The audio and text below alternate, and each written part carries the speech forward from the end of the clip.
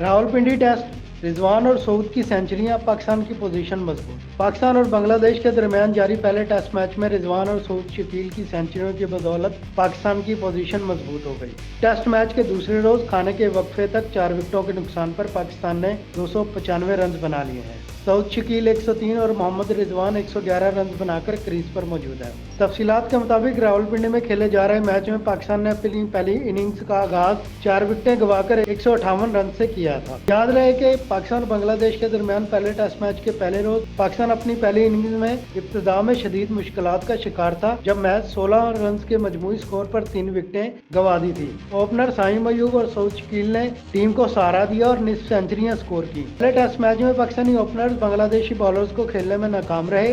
Opener Abdullah Shafiq 2, कप्तान शान मसूद 6 और बाबर आजम बगैर कोई रन बनाए पवेलियन लौट गए। 3 विकेटें जल्द गंवाने के बाद ओपनर साइम अयूब और नायब कप्तान सऊद शकील ने जिम्मेदाराना बैटिंग करते हुए चाय के वक्फे तक टीम का स्कोर 81 रन तक पहुंचा दिया था। बाबर आजम होम ग्राउंड में पहली मरतबा बगैर कोई रन बनाए आउट हुए। 114 रन के मजमूई स्कोर पर साइम अयूब 56 रन बनाकर पवेलियन लौट गए। पहले दिन के अख्ताम पर पाकिस्तान ने 41 ओवर्स में 4 विकेटों के नुकसान पर 158 रन बनाए थे।